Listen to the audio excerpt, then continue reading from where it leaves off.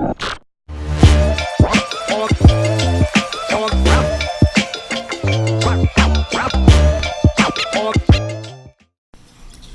guys, this is my first check-in video of several that are going to be coming up over the next few weeks for Platform. For anyone who doesn't know what Platform is, we are a one-on-one nutrition coaching company that does if it fits your macro style macro breakdowns for our clients. The reason I'm doing these check-in videos is we want everyone to know that our coaches are going through the exact same process that our clients are. We don't deviate from what we tell our clients. So I thought it was going to be a good idea as I kind of go into the next phase of my macro plan and what my goals are to show you guys what my meal prep looks like, to check in with you guys so you can see how fast my progress is, or if my progress is linear, if it's not linear.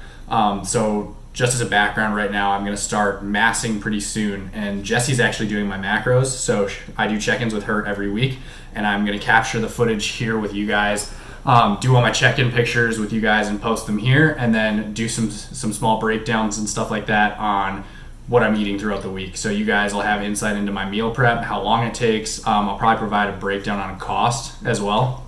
So for this week, I actually had a way easier in terms of time for meal prep. We, if you follow our website, our Instagram, our YouTube videos, you probably know that we just got back from Peru, so we're into the normal daily routine, back to normal programming.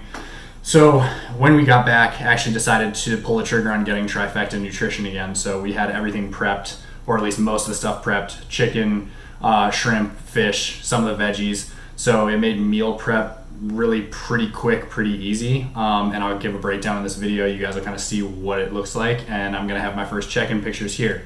So for this week, my macros are gonna be staying the same. Jesse's monitoring those for me. We're assessing body composition. She's taking a look at my weights, and we're just trying to figure out overall performance-wise how I'm feeling, if there's external stressors, internal stressors going on, and we do our macro adjustments based off of all of those inputs and all of those variables. So for this week, like I said, meal prep was pretty easy. My weight, I think, averaged right around 176. I'm a little bit heavier since I got back from Peru, so I think that's actually going to trend down, even though I'm going to be starting a massing cycle pretty quickly here. And we're going to watch and see what the progress looks like in terms of body composition updates and in terms of weight on the scale.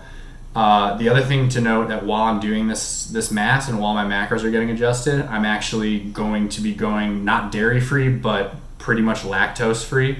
I'm not allergic to dairy. I'm not lactose intolerant, or at least I've never been diagnosed as either of those.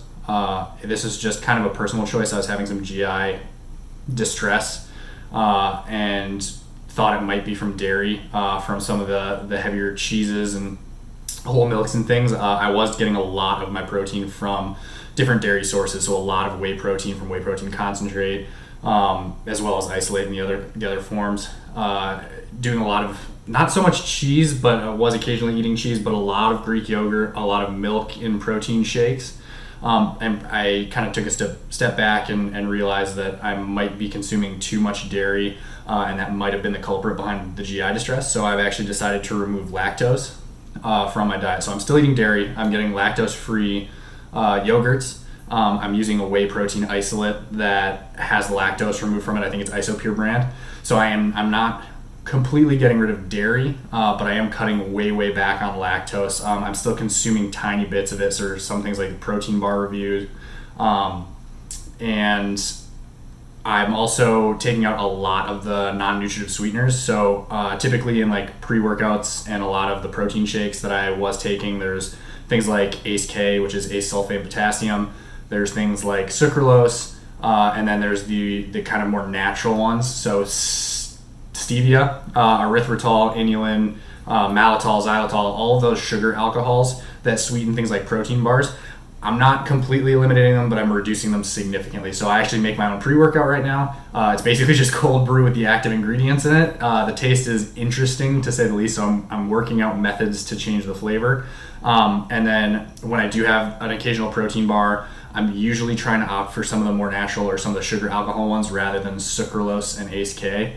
I actually check out our protein bar reviews. I'm going to be doing a lot of those shortly, and a lot of those are going to be lactose free or dairy free or vegan options. So a lot of them are pea protein rather than whey protein concentrate, and without those sucralose and ACE sweeteners in there.